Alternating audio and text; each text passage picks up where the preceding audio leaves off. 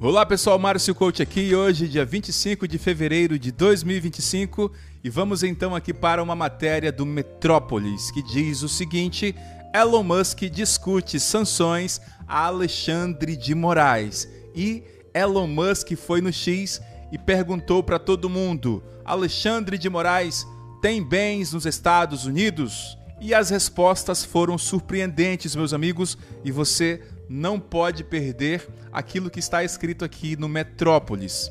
Mas vamos ler então um pouco dessa matéria e comentar logo em seguida. Segundo consta aqui no Metrópolis, o braço direito de Donald Trump, presidente dos Estados Unidos, Elon Musk, passou a analisar a aplicação de sanções a Alexandre de Moraes. Na rede social X, da qual é dono, o empresário perguntou a internautas se o ministro do STF possui bens em solo norte-americano. E aqui está o post de Elon Musk. Mas o que surpreendeu Elon Musk foi a resposta de Paulo Figueiredo. Mas o que disse Paulo Figueiredo? Ele disse o seguinte: ele, Alexandre de Moraes, não precisa ter propriedade nos Estados Unidos, uma vez que ele seja incluído na lista SND do Escritório de Controle de Ativos Estrangeiros.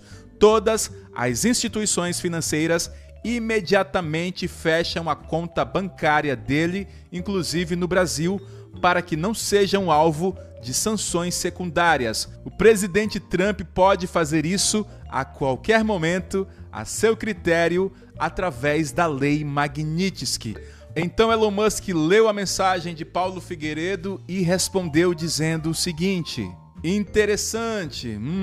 Mas meus amigos, antes de avançarmos, o que é então a Lei Magnitsky, para que você fique por dentro do que pode acontecer com Alexandre de Moraes a partir da aplicação dessa lei. E sobre isso, o professor Olavo de Carvalho disse o seguinte: a Lei Magnitsky é a maior ou única esperança de um Brasil livre de comunolarápios. Eu vou repetir: a Lei Magnitsky, essa lei que nós estamos falando, é a maior ou única esperança de um Brasil livre de comunolarápios. Mas, meus amigos, qual o alcance da Lei Magnitsky? E eu vou falar um pouco sobre isso. Eu fiz uma pesquisa aqui no Gemini e ele me disse o seguinte a respeito dos indivíduos e entidades estrangeiras alcançadas como alvos de sanção. E o primeiro ponto é aqui: envolvidos em violações graves de direitos humanos. Dentre estes, tortura, tratamento cruel, desumano ou degradante e também detenção ou prisão arbitrária prolongada. Você conhece alguém no Brasil que foi detido ou preso arbitrariamente? Então a Lei Magnitsky vai ser aplicada. Então, se alguém está envolvido em violações graves de direitos humanos, a Lei Magnitsky pode ser aplicada.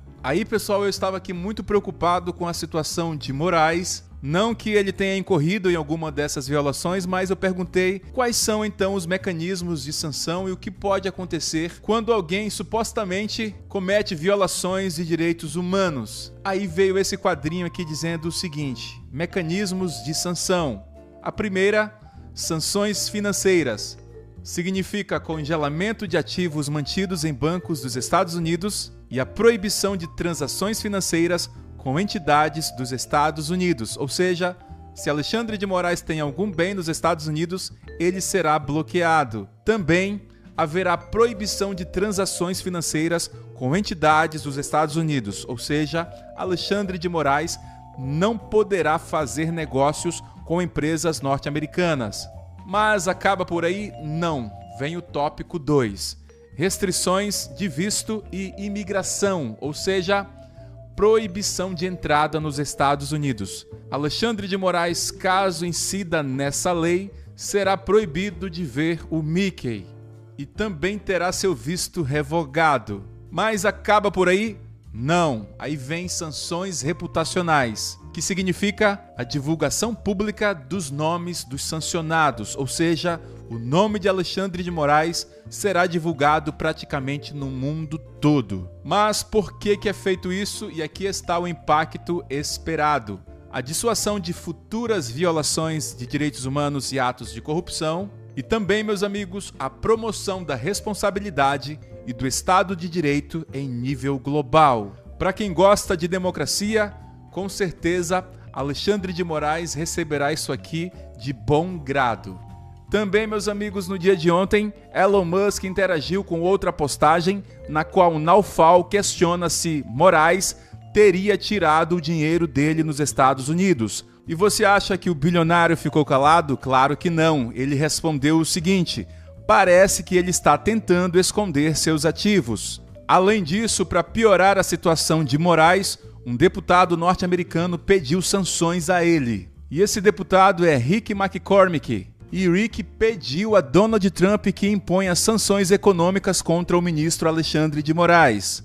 Meus amigos, não podemos nos esquecer que um dia Elon Musk postou essa foto dizendo que um dia ela se tornaria realidade. E agora a gente fica se perguntando, parece que ele estava prevendo tudo isso ou parece até mesmo que ele já sabia de tudo isso e ficou calado, apenas esperando o momento certo para agir. E parece que Elon Musk começou a agir porque, como vimos, ele começa a perguntar se Moraes tem bens nos Estados Unidos e que também parece que Alexandre de Moraes está tentando esconder seus ativos. Mas com uma resposta de Paulo Figueiredo, Elon Musk teve conhecimento de que ele não precisa ter propriedade nos Estados Unidos para ser sancionado, uma vez que a Lei Magnitsky pode ser aplicada contra Alexandre de Moraes e assim incluir Alexandre de Moraes na lista SND, o que significaria, ao menos em tese, a pena de morte financeira do ministro Alexandre de Moraes. Eu também fiz mais duas perguntas para o Gemini. A primeira foi: a Lei Magnitsky aplica-se a juízes que censuram pessoas nas redes sociais? E ela me respondeu o seguinte: se a censura for considerada uma violação grave dos direitos humanos, como a liberdade de expressão, ela pode se enquadrar nos critérios da Lei Magnitsky. Também perguntei se a Lei Magnitsky aplica-se a juízes que perseguem opositores políticos. E ela me respondeu o seguinte: se a perseguição envolver violações graves de direitos humanos, como detenções arbitrárias, tortura ou negação de julgamentos justos, ela pode se enquadrar nos critérios da Lei Magnitsky. Será então, meus amigos, que chegou a vez de Alexandre de Moraes pagar pelo que deve ou por aquilo que supostamente deve?